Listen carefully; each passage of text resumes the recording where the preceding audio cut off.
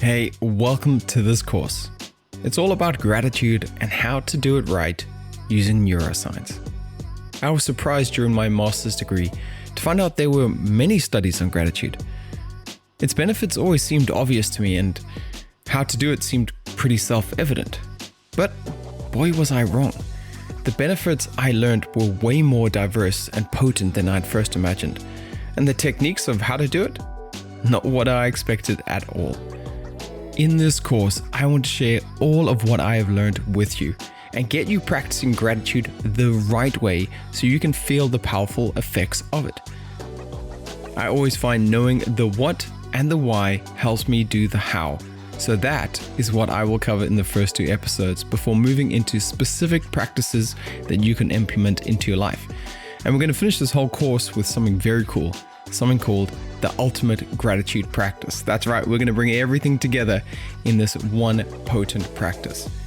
Now, these first 2 episodes are so important because they will set the mood for how you think about gratitude, and it'll change you forever. What I'm saying is sit down and listen up. Let's get started. What is gratitude exactly? This is important. In science, we call this operationalization, a fancy way to say we need to define something exactly if we are to study it.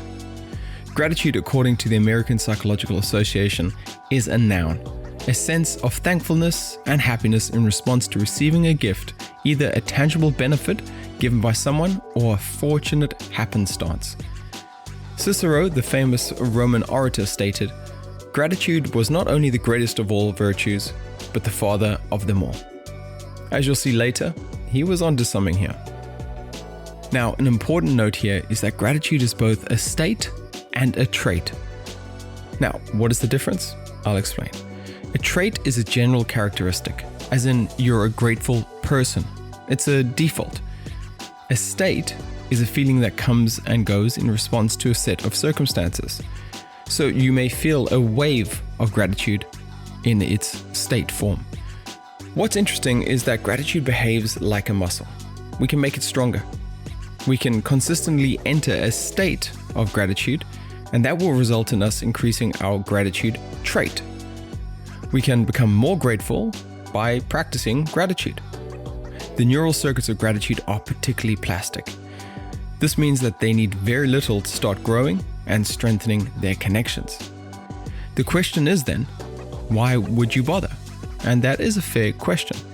The short answer is that it's good for your body, it's good for your mind, and it's even good for your relationships. Let me tell you about some famous gratitude studies. Eamon and Davies from Miami University did a 10-week study. They looked at either weekly positive, neutral, or negative reflections on the week before. So effectively, they asked students to fill out a journal. One group were told to write down only the positive things that happened in that week. The second group were told to write whatever they wanted. And the third group were told to only put in things that they were really annoyed with. After 10 weeks, they checked how each group was doing. What they found was the grateful group were found to be far more optimistic, more satisfied with life. They also exercised more and went to the doctor less. That's both against the neutral and, of course, against the negative group.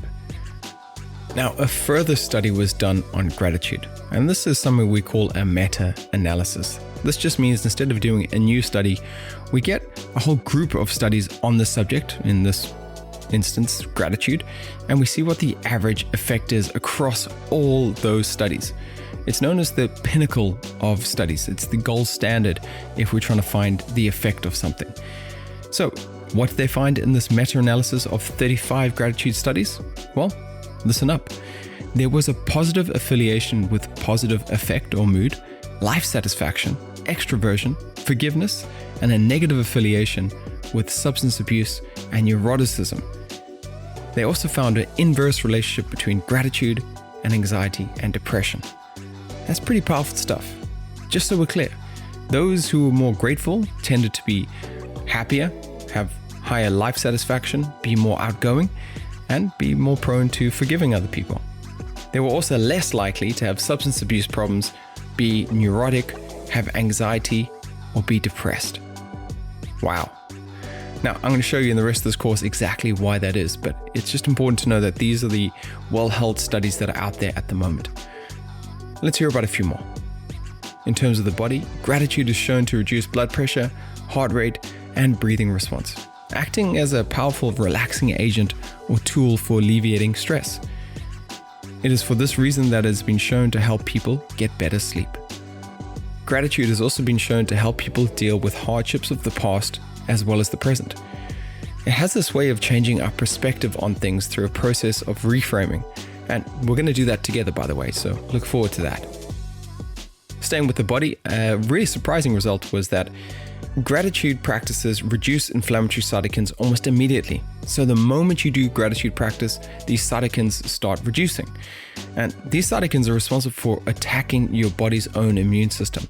If you're someone who has autoimmune deficiencies, this is what's going on. And gratitude can be this powerful elixir to this problem. Now, if you want to know more about this, just let me know in the feedback section and I'll explain. Then in terms of our relationships, gratitude can make us more empathetic and increase our social bonds. We'll cover later exactly why this is, but gratitude has this way of activating the parts of the brain that are responsible for connection and turning down the parts of the brain that are used for threat detection, which is why it's linked to increased mood and decreased anxiety, in case you hadn't guessed. So those are just some of the studies and some of the benefits that come. So it's safe to say, all around, it's a pretty good idea to practice gratitude. But let's go back to good old Cicero. Remember, he was the one that said that gratitude was the father of all virtues. Well, if we think about some of the virtues that were included the time where he was speaking during Roman times, there was good health. There was dignitas, which was doing the right thing. There was humanitas or humanity, clematis or forgiveness. And what we know now is gratitude has been proven to in fact help all of these virtues. So that Cicero was really onto something. Now, in the next episode, I'll explain how gratitude practices take us toward experience, happiness, and others, and away from fear and worry. It's a really great episode, and once you understand it, it's going to make you really motivated to do gratitude, which in turn actually makes you more motivated. So it's this beautiful cycle. For now, though, I want to hear which of the benefits you would be interested the most. Would it be the impact on your physical health, on your relationships, or on your mental health? For me, it's definitely the relationships.